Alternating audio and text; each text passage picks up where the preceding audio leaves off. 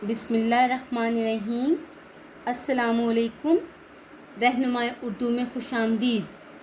अज़ीज़ तुलबा, हम जमात नहम का हमने जो है वो दूसरा चैप्टर मिर्ज़ा गालिब के अदात व ख़साइल शुरू किया हुआ है। इससे पहले जो है हम पैराग्राफ नंबर 7 और 8 की तशरीह कर चुके हैं। उसका लिंक जो है वो डिस्क्रिप्शन में मौजूद है। अगर आपने वो वीडियो नहीं देखी तो डिस्क्रिप्शन में जाके उस लिंक पर जाइए और उस वीडियो को देख लीजिए ताकि आपका कोई भी लेसन स्किप नहीं हो। उससे पहले हम लोग जो हैं फर्स्ट चैप्टर हिजरत नबवी मुकम्मल करा चुके हैं। उसकी भी तमाम वीडियोस मौजूद हैं। अगर आपने वो नहीं देखी तो वो भी देख सकते हैं ताकि आप घर बैठे बआसानी उर्दू की तैयारी कर सकें।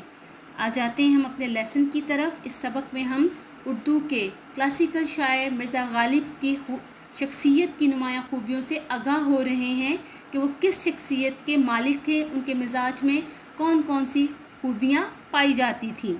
ठीक है, पैराग्राफ नंबर 9 जो है हम शुरू करते हैं। एक दिन दीवान फजलुल्लाह मरहूम चुर्ट ये सवारी है, ठीक है, में सवार मिर्ज़ा साहब के मकान के पास से बग़ैर मिले निकल गए। मिर्ज़ा को मालूम हुआ खबर हुई। उन्होंने एक रुका चिट्ठी ख़त दीवान जी को लिखा। मज़मून ये कि उस मज़मून जो ने अपना मुद्दा बयान किया। मुझको इस कदर नदामत शर्मिंदगी कि शर्म के मारे मैं ज़मीन में गड़ा जाता हूँ। ज़मीन में गड़ा जाना, सख्त शर्मिंदा होना, ये मुहावरा है। इससे ज़्यादा और क्या नालायकी हो सकती है कि आप कभी ना कभी तो इस तरफ से गुज़रें और मैं सलाम को हाजिर ना हूँ। जब ये दीवान जी के पास पहुँचा तो वो नहायत शर्मिंदा नादिम और इसी वक्त गाड़ी में सवार होकर मिर्ज़ा साहब से मिलने को आए। ठीक है, ये पैराग्राफ हो गया। तशरीह शुरू करते हैं। सबसे पहले हवाला मतन। सबक का उन्वान मिर्ज़ा गालिब के अदात व ख़साइल। मुसन्निफ़ का नाम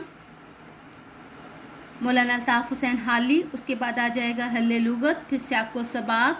हल्ले लुगत में आपने कॉलम बनाना है, अल्फाज़ मानी का और अल्फाज़ मानी तहरीर करने हैं। आपको जो है पैराग्राफ के ऊपर जो है वो बाड़ लगी होती, लाइन लगी होती है, उसे ख़त कशीदा कहा जाता है लफ्ज़ को। तो उन अल्फाज के आपने मानी लिखने होते हैं। उसके बाद सियाक़ व सबाक़ आ जाता है। तशरीह तल इक़्तिबास से पहले तशरीह तल इक़्तिबास मौलाना अल्ताफ़ हुसैन हाली के शख्सी खाके मिर्ज़ा गालिब के अदात व ख़साइल के तकरीबन वस से लिया गया है। तशरीह तल इक़्तिबास के बाद मुसन्निफ़ बताते हैं कि मिर्ज़ा साहब को जो थे आम बहुत ज़्यादा पसंद थे, वो आमों के दीवाने थे।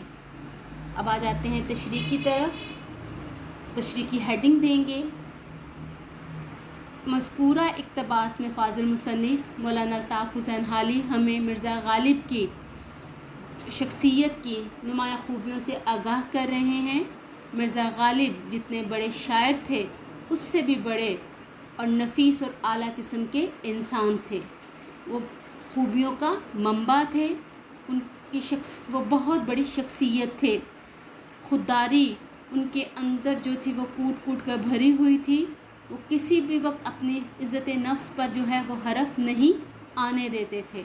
उसके लिए एक वाक़या बताते हैं।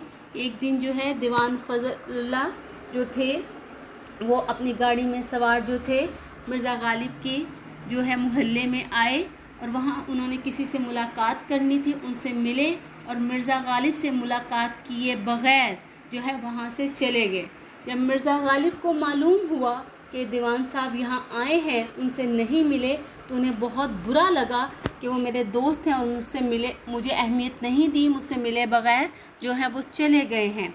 फ़ौरन से उन्होंने एक ख़त तहरीर किया और ख़त में इस तरह से बात की कि उन्हें जता दिया कि उन्होंने आज क्या गलती की है। उन्हें जो है अल्फाज का इस तरह से चुनाव था कि अगले की इज़्ज़त नफ्स पे भी हरफ ना आए लेकिन उसे अपनी गलती का भी एहसास हो जाए। उन्होंने लिखा कि मुझे आज बहुत ज़्यादा शर्मिंदगी हुई है। मैं इस कदर नादिम हूँ, इतना मुझे अफसोस हो रहा है और शर्मिंदगी इस कदर है कि मेरा दिल करता है कि ज़मीन फट जाए और मैं उसमें समा जाऊँ।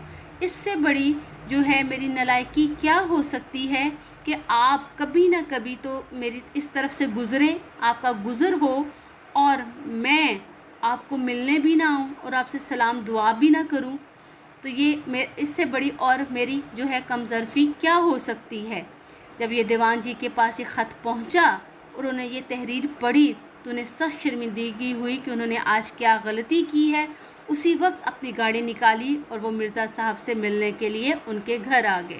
اس واقعے سے پتہ چلتا ہے کہ مرزا غالب جو تھے نہایت ہی خوددار اور عزت نفس کے رکھنے والے انسان تھے، اپنے عزت نفس پہ کوئی حرف نہیں آنے دیتے تھے اور دوسروں کو بھی بات اس طرح سے کیا کرتے تھے کہ دوسرے کو اپنی غلطی کا احساس ہو جائے، نہ کہ وہ اس کی جو ہے وہ ذلت ہو۔ ٹھیک ہے، یہ ہو گیا ہمارا پیراگراف۔ آپ جو ہیں چینل کے ساتھ جڑے رہیے، گھر بیٹھ کے آسانی کے ساتھ اردو کی آپ تیاری کر سکتے ہیں۔ جنہوں نے ابھی تک چینل سبسکرائب نہیں کیا وہ چینل کو سبسکرائب کیجئے، بیل آئیکن کو پریس کر لیجئے تاکہ آپ کو جو ویڈیوز ہیں جب بھی وہ آئیں تو آپ کو اس کی جو ہے نوٹیفیکیشن ملتا رہے اور آپ کی کوئی ویڈیو سکپ نہیں ہو۔ رہنمائی اردو کے ساتھ جڑے رہیے، کامیابیاں سمیٹیے۔ اللہ حافظ۔